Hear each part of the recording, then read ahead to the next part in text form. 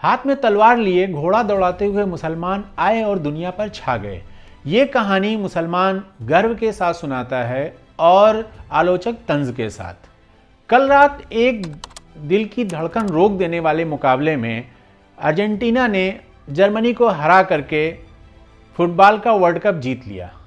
इसी के साथ ही कतर में फुटबॉल का वर्ल्ड कप संपन्न हुआ। इस फुटबॉल वर्ल्ड कप के खत्म होते ही मुसलमानों की कहानी ही बदल गई। आज दुनिया के सामने एक अलग ही मुसलमान खड़ा है जो आधुनिकता और परंपरा का अलग ही कॉकटेल है। कतर की मस्जिदों में होती अजान और स्टेडियम में चलते मैच का शोर मिलकर एक अलग ही संगीत उत्पन्न करता था। ये संगीत ऐसा संगीत था जिससे किसी को किसी भी तरह की कोई समस्या नहीं आ रही थी। 9/11 के ट्विन टावर हमले के बाद एक अलग ही इस्लाम अमेरिका और ब्रिटेन की मीडिया के द्वारा दुनिया के सामने परोसा गया। ये इस्लाम ओसामा बिन लादेन का अल-कायदा था और मुल्ला उमर का तालिबान। क्लाशनिकोव लहराते बड़ी दाढ़ी वाले खौफनाक चेहरे कब आम मुसलमान की पहचान बन गए और ये किसी को पता ही नहीं चला। आले सऊद का सऊदी अरेबिया भी इस पहचान को खाद पानी देता रहा। वहां का मध्ययुगीन कानून, धार्मिक पहचान और कट्टरता ने मुसलमान की इस तस्वीर में और ही गहरा रंग भर दिया, जो दुनिया के सामने एक बर्बर और आदिम छवि पेश करता था और जिसका ठिकाना अफगानिस्तान था। सोवियत रूस और अमेरिका की वर्चस्व की लड़ाई में ये देश खंडहर हो गया जो कभी आधुनिक हुआ करता था, और पाकिस्तान भी था जिसके हुक्मरानों ने इस खेल में अपनी कीमत वसूली। इस तेल के खेल की जंग में दुनिया भर का मुसलमान कीमत चुकाता रहा। उस वक्त एक छोटे से लेकिन दौलत से लबालब अरब देश कतर में एक बड़ी पहल हुई। अमेरिका ब्रिटेन की मीडिया की मोनोपोली को तोड़ने के लिए एक अरेबिक न्यूज़ चैनल की नींव रखी गई। इस न्यूज़ चैनल का नाम था अल जज़ीरा।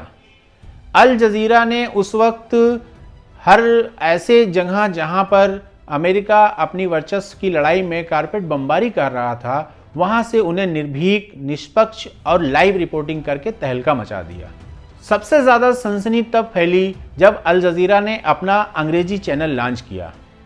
अंग्रेजी चैनल के साथ ही अरबों की बंद दुनिया सारी दुनिया के सामने आ गई। पेट्रो डॉलर और पश्चिम जगत द्वारा अय्याशी के लिए चर्चित किए गए अरबों का एक नया चेहरा ही दुनिया के सामने आया, जो मेहमान नवाज था, पैसों से भरा हुआ था और कारपेट वर्क के लिए अपनी दुनिया खोल रहा था, जो अफगानिस्तान के उजाड़ और बीहड़ इस्लाम से बिल्कुल अलग था। दुबई, कतर, ओमान जैसे अरब देशों की तरफ बिजनेस वर्ल्ड दौड़ने लगा। उसकी दौलत, मेहमान नवाजी और प्रोफेशनल एटीट्यूड की दुनिया मुरीद हो रही थी। तेल पर कब्जे की लड़ाई अब तकरीबन ठंडी हो चुकी थी। पश्चिम दुनिया अब एक नई तरह की जंग में व्यस्त थी, जो व्यापार की जंग थी।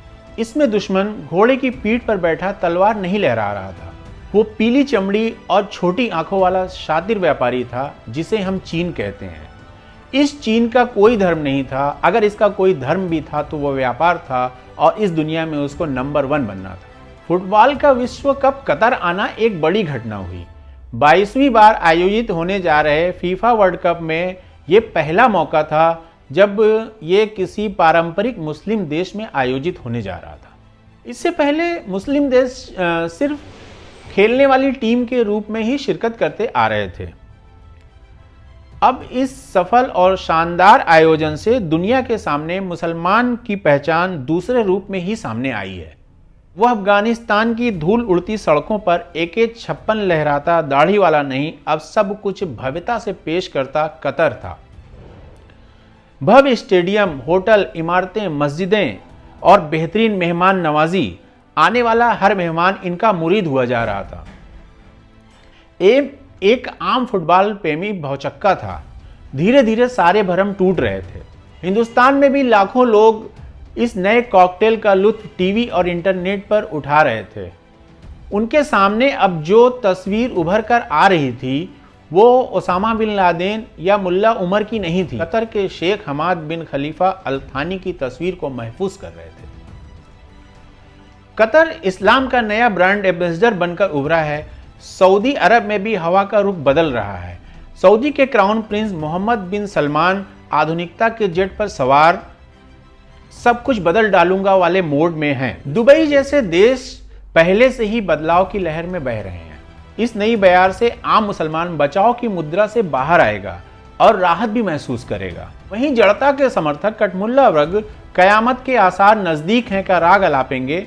इनका इलाज तो हकीम लुकमान के पास भी नहीं था। शरीर के ऐसे अवशेषी अंग हैं जिनका कोई उपयोग नहीं है और आने वाले समय के साथ ये धीरे धीरे लुप्त होते जाएंगे। आज दुनिया एक नए इस्लाम से परिचित हो रही है और साथ ही साथ दुनिया हैरत में है, लेकिन खुले दिल से इसका स्वागत कर रही है। और शाहरुख खान भी कुर्सी की पेटी बांधते उधर ही थे। दीपिका भी थी।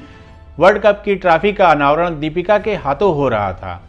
किंग खान दिल ही दिल में एक ही लाइन बदल रहे होंगे कि 25 जनवरी को मौसम खराब नहीं खुशगवार होने वाला है।